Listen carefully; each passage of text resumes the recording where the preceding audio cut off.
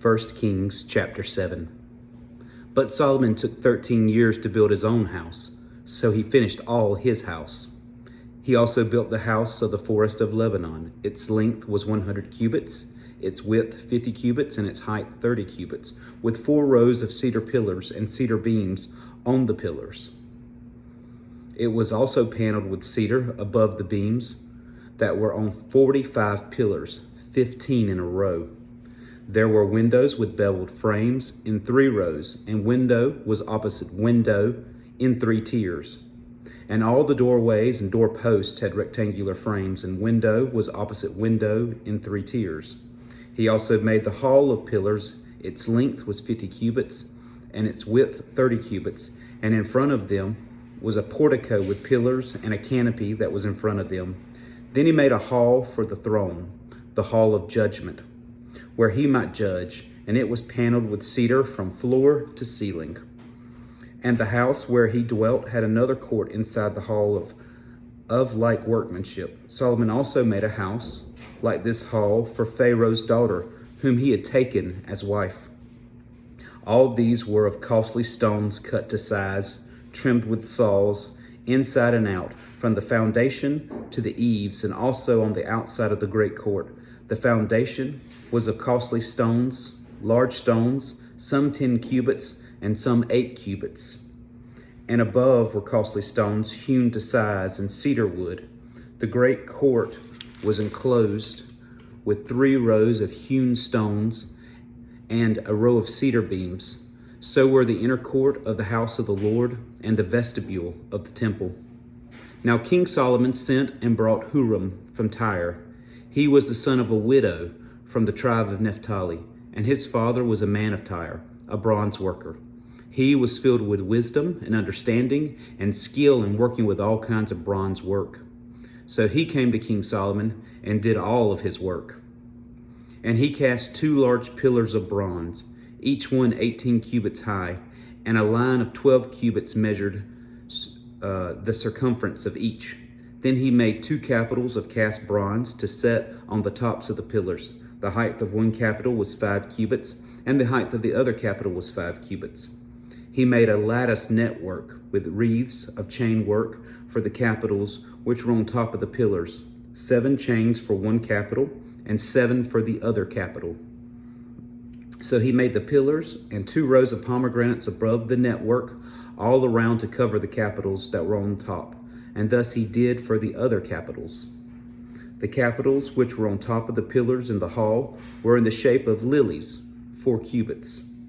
The capitals on the 2 pillars also had pomegranates above, but the convex surface which was next to the network, and there were 200 such pomegranates in rows on each of the capitals all around. Then he set up the pillars by the vestibule of the temple. He set up the pillar on the right and called its name Jachin, and he set up the pillar on the left and called its name Boaz. The tops of the pillars were in the shape of lilies, so the work of the pillars was finished. And he made the sea of cast bronze, 10 cubits from one brim to the other. It was completely round. Its height was 5 cubits and a line, and 30 cubits measured its circumference. Below its brim were ornamental buds encircling it all around, 10 to a cubit, all the way around the sea. The ornamental buds were cast in 2 rows when it was cast. It stood on 12 oxen, 3 looking towards the north, 3 looking towards the west, 3 looking towards the south, and 3 looking towards the east. The sea was set upon them, and all their back parts pointed inward. It was a hand's breadth thick, and its brim was shaped like the brim of a cup, like a lily blossom. It contained 2,000 baths. He also made 10 carts of bronze. 4 cubits was the length of each cart, 4 cubits its width, and 3 cubits its height. And this was the design of the carts. They had panels, and the panels were between frames. On the panels that were between the frames were lions, oxen, and cherubim, and on the frames was a pedestal on top. Below the lions and oxen were wreaths of plated work. Each cart had 4 bronze wheels and axles of bronze, and its 4 feet had supports. Under the laver were supports of cast bronze beside each wreath. Its opening inside the crown at the top was 1 cubit in diameter, and the opening was round, shaped like a pedestal, 1.5 cubits in outside diameter, and also on the opening were engraved, but the panels were square, not round. Under the panels were the 4 wheels, and the axles of the wheels were joined to the cart. The height of a wheel was 1.5 cubits. The workmanship of the wheels was like the workmanship of a chariot wheel. Their axle pins, their rims, their spokes, and their hubs were all of cast bronze. And there were 4 supports at the 4 corners of each cart. Its supports were part of the cart itself.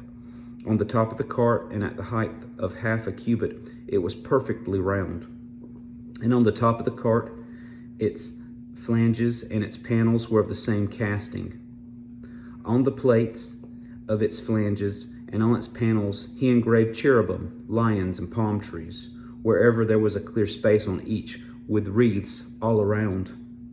Thus he made the 10 carts. All of them were of the same mold, 1 measure and 1 shape.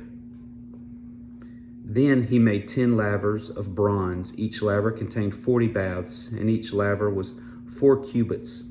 On each of the 10 carts was a laver, and he put 5 carts on the right side of the house and 5 carts on the left side of the house. He set the sea on the right side of the house toward the southeast. Huram made the lavers and the shovels and the bowls. So Huram finished all the work that he was to do for King Solomon for the house of the Lord.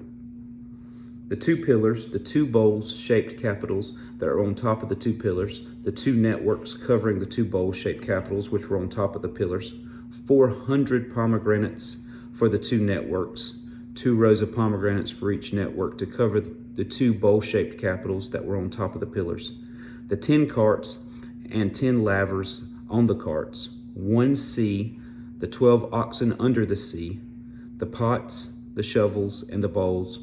All these articles which Huram made for King Solomon for the house of the Lord were of burnished bronze. In the plain of the Jordan, the king had them cast in clay molds between Succoth and Zartan. And Solomon did not weigh all the articles, but because there were so many, the weight of the bronze was not determined. Thus Solomon had all the furnishings made for the house of the Lord: the altar of gold, the table of gold on which was the showbread, the lampstands of pure gold, 5 on the right side and 5 on the left, in front of the inner sanctuary, with the flowers and the lamps and the wick trimmers of gold, the basins, the trimmers, the bowls, the ladles, and the censers of pure gold, and the hinges of gold, both for the doors of the inner room, the most holy place, and for the doors of the main hall of the temple. So all the work that King Solomon had done for the house of the Lord was finished. And Solomon brought the things which his father David had dedicated, the silver and the gold and the furnishings. He put them in the treasuries of the house of the Lord.